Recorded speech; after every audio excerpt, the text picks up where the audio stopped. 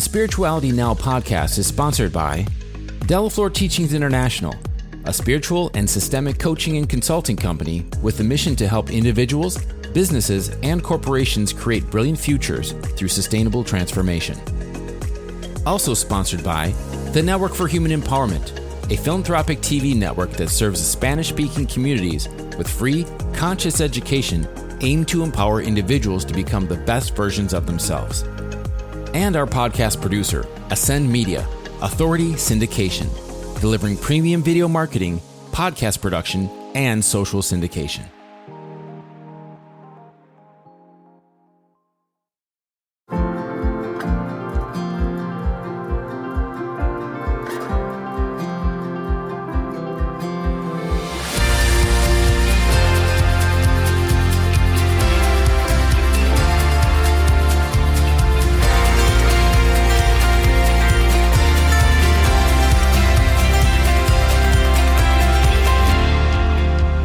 Welcome to the Spirituality Now podcast, a podcast committed to supporting you in your journey to life mastery and personal enlightenment.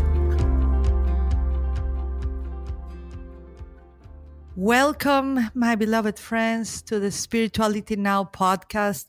I am your host, your very grateful host. Sometimes, that's one of my focuses to practice gratitude every day, but not often I find myself successful in that. But today I do truly feel really grateful and really blessed and really excited because we have a returning friend, a returning guest that has, been before in our podcast.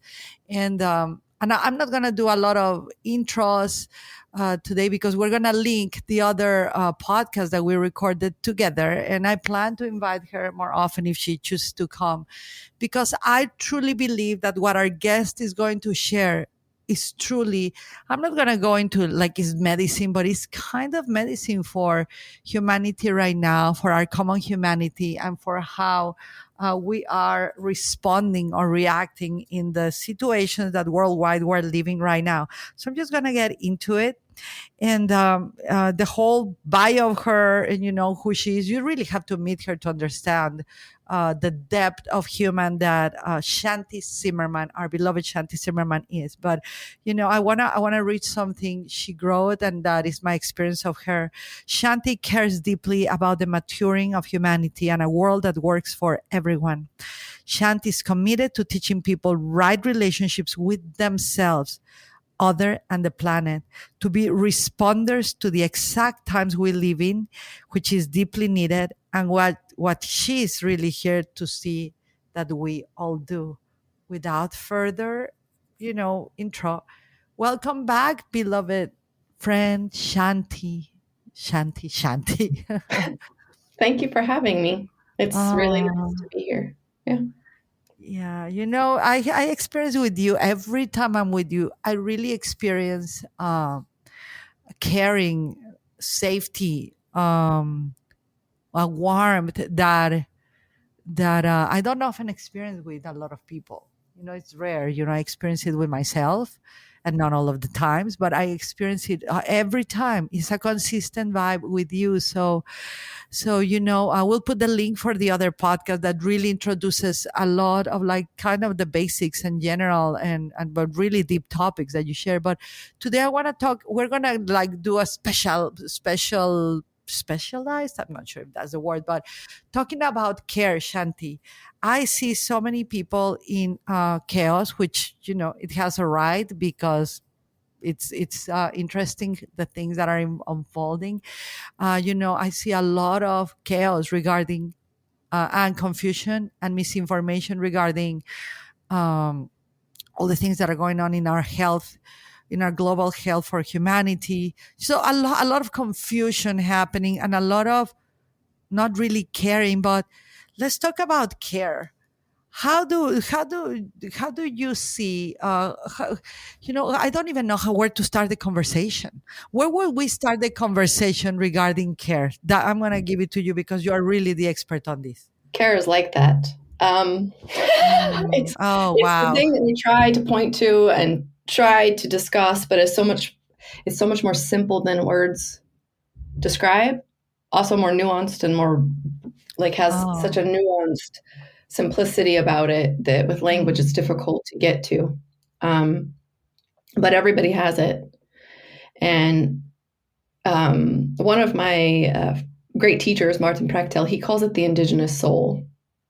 And I realized that what I've been talking about all this time, I call it care. And it's this innate inner care for the self that isn't about, am I taking a bath? Am I eating right? Am I getting enough sleep? Am I treating other people well? It's unconcerned with anything outside of ourselves. But in not like, so, and then people go, oh, but then that's selfish. Yeah, but the right kind of selfishness, because when care is cultivated, a relationship to care, because care is always present.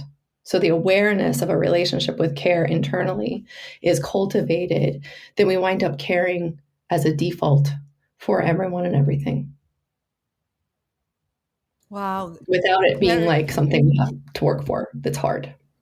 Yes, it actually, as you share this, I love that you said it becomes a default. And for me, I even feel like the depth of I wanted to cry.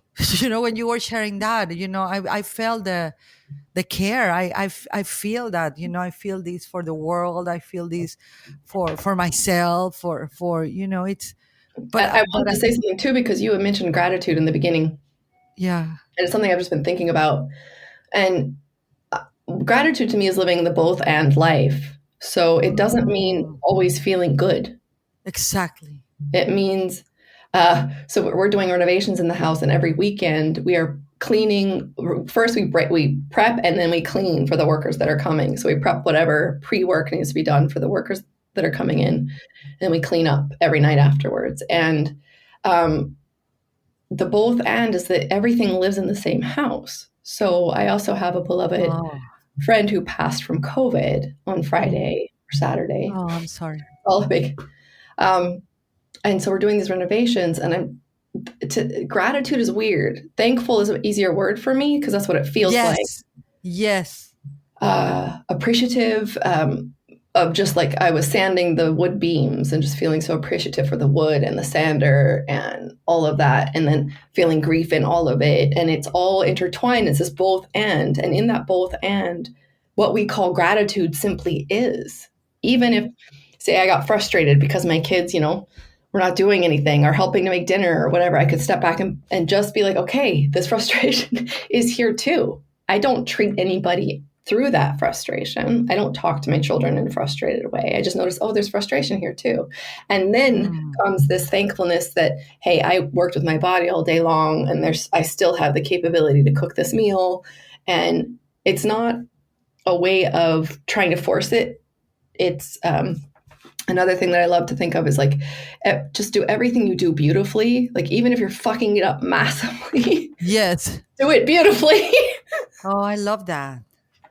Oh, it's just so I love what you just said. The noticing of I'm noticing the frustration, and I'm still gonna cook.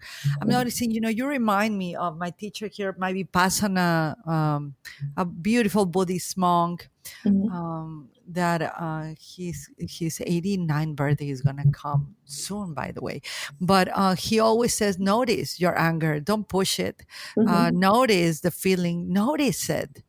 And still, he has brooms for all of us that go to his monastery to see him, and he has us all sweep the floor. He says, notice the anger and sweep the floor. Notice the sadness and sweep the floor. Notice the grief and still show up. And I love that you say you do it beautiful. Tell me a little bit more, because that's so true of my experience with you.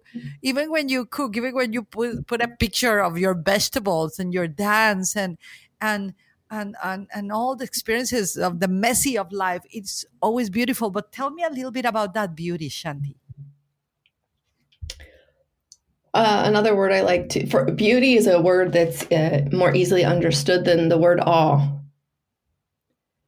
And I think that human beings, I'm making a big assumption about everybody else, taking my experience and putting on all of humanity.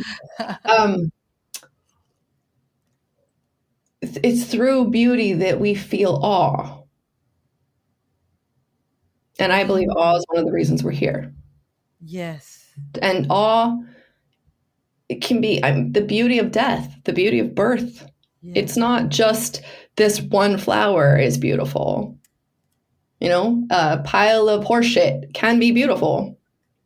And being able to and then we come back to that gratitude, that thankfulness feeling of like, I'm just so thankful for this moment that I get to experience this. And so, there's moments I'm not thankful for. I mean, I want to be real clear.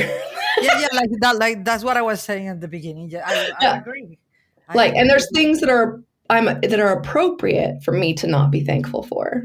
Exactly. Let's be really clear about that too. That is what care grounds me in, what is real. Not in a bubble that I wish to live in, but there are things I am not thankful for, nor should I be. It would be inappropriate to be thankful for them. It's Shanti, because of the context and because, we have a lot of people in Latin America that speak English that listen to this podcast. Mm-hmm. Say a little bit about that, because I believe that the discernment, that piece that you just shared, is so important for all and very often not spoken about. I agree. And then, there's been like a marketing around gratitude, marketing around thankfulness that seems to be that people should be grateful all of the time. That's why I check in. I'm like, I'm not often grateful. Not only grateful, but we should forgive. Exactly. As if so forgiveness. Say, expand on this. Well, there's this belief that forgiveness is necessary for healing. And yes, I find that when we heal, forgiveness is unnecessary. I can still not. One of my favorite things to know about myself is that my love is unconditional, but my presence is not. And that for me, this means I can love you from real far away if I need to. I don't have to keep folks with certain kinds of behavior close to me through forgiving them and allowing atrocious behavior to be near me. And just to give some context for that, I've been told all my life, oh, you're so sensitive. I said, yes, I am. I'm very sensitive. And because I'm so sensitive and because I have the particular past and trauma that I carry and that I walk with, I have to be discerning about the kinds of behavior. So notice I'm not talking about people. I'm often talking about patterns of human behavior that I can allow to be in my personal private space. And I have the privilege in this life to make those choices. To be able to say, this behavior doesn't work for me, that behavior doesn't work for me, appropriately so, right? Behavior that is abusive or demeaning or condescending or inhumane. Those are not things that I want near me, nor am I thankful that they exist. Yes. Yes, and those type of behaviors, I love the differentiation that you did, because, we often say in Spanish, we have a saying that the behaviors are not the person, right? Mm-hmm. And that discernment gives a lot of compassion, yes, but I'm watching people's behavior. Exactly. It gives you compassion, but there's a space where the honest no will emerge from there. Right. That's where honesty, real self-honesty, because I don't think honesty is for anyone else first, is you, right? No, and I'm going to say something really controversial that's been coming up this week. Oh, bring it on. You know how much I love you. You know how much I love this. So just this idea, and I've had it with two women one who was treated very atrociously by a client and one who was assaulted by a man. And in their talking about their experience, they kept moving to this place. Well, yeah, I know about this person's background. They're really traumatized. Or, they had this really terrible childhood. And I listened for a minute and then I said, I just need to tell you this. Fuck their suffering. Shanti, I love you. Can I know this is going to be more controversial now that you just said, fuck, they're suffering. And I'm like, I love you. Yes. Mm-hmm. Yes. It's not that keep sharing. Yeah. It's not that we don't understand that someone else's really horrible behavior comes from pain that's obvious, I think, to many people. That